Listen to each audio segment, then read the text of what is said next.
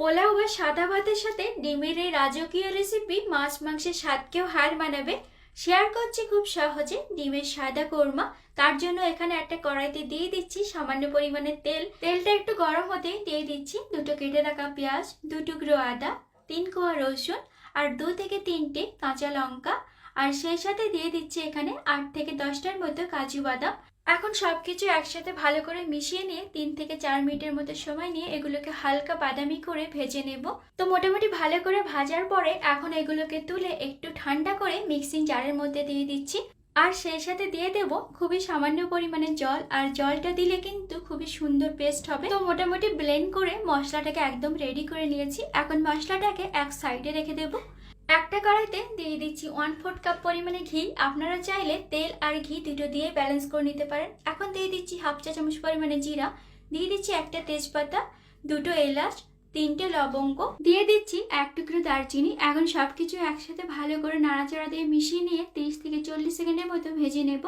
তারপরে দিয়ে দেব ব্লেন্ড করে রাখা মশলা, আর সেই সাথে দিয়ে দিচ্ছি সামান্য পরিমাণে জল। এখন সবকিছু একসাথে মিশিয়ে নিয়ে মশলাটাকে খুব ভালো করে কষিয়ে নেব 4 থেকে 5 মিনিটের মতো সময় নিয়ে, যতক্ষণ পর্যন্ত মশলা থেকে তেলটা আলাদা না হয়। এখন দিয়ে দিচ্ছি 1/2 কাপ পরিমাণে ফেটানো টক দই। দইটা দেওয়ার সময় গ্যাসের ফ্লেমটাকে অবশ্যই লো হিটে রেখে মশলাটাকে খুব সুন্দরভাবে কষিয়ে নিতে হবে। এখন দিয়ে দিচ্ছি 1/2 চা চামচ পরিমাণে গোলমরিচ গুঁড়ো, আর দিয়ে দিচ্ছি 1/2 চা চামচ পরিমাণে গরম মশলা, দিয়ে দিচ্ছি 1/2 চা চামচ পরিমাণে কাসুরি মেথি, আর দিয়ে দিচ্ছি পরিমাণ মতো লবণ। এখন সবকিছু একসাথে ভালো করে মিশিয়ে নিয়ে মশলাটাকে আরো কিছুক্ষণ কষিয়ে নেব। দিয়ে দিচ্ছি 1 গ্লাস জল। এখন খুব ভালো করে নাড়াচাড়া দিয়ে মিশিয়ে নিয়ে 3 থেকে 4 মিনিটের মতো সময় নিয়ে এটাকে ফুটিয়ে নিতে হবে। একটু জাল করার পরে গ্রেভিটা অনেকটাই ঘন হয়ে এসছে। এখন দিয়ে দিচ্ছি কুকিং ক্রিম বা মালাই ক্রিম। খুব ভালো করে নাড়াচাড়া দিয়ে মিশিয়ে নিতে হবে। এখন দিয়ে দিব ডিম, আর ডিমটাকে আমি আগে থেকে সিদ্ধ করে রেখেছিলাম। ডিমটাকে 2 সাইড থেকে একটু কেটে দিচ্ছি যাতে করে মশলাটা ভিতরে ঢুকতে পারে। তবে আপনারা চাইলে ডিমটাকে হালকা ভেজে নিতে পারেন।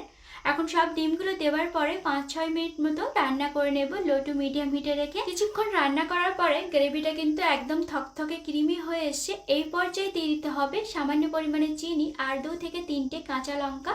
ভিডিওতে চিনি দেওয়ার ক্লিপটা মিসিং আছে টেকনিক্যাল প্রবলেমের জন্য। তো একটু নাড়াচাড়া করে নিয়ে 2 মিনিটের মতো রান্না করে নেব। এখানে গ্রেভিটা এর থেকে আর ঘন করার দরকার নেই, তাহলে ঠান্ডা হওয়ার পরে আরও ঘন হয়ে যাবে।